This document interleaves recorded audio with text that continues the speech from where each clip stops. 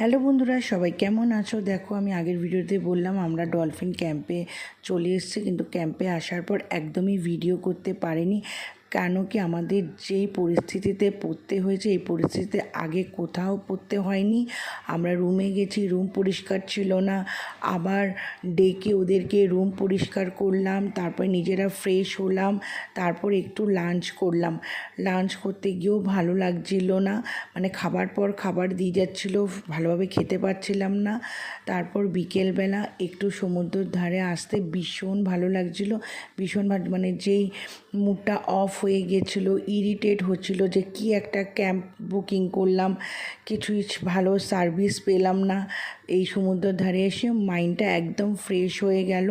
আর সত্যি বলছি, এই ডলফিন ক্যাম্পটা একদমই ভালো না, এদের সার্ভিস তো একদমই বাজে, আমার একদমই ভালো লাগেনি। তো আমার চ্যানেলটাকে সাবস্ক্রাইব করো। Tata, by.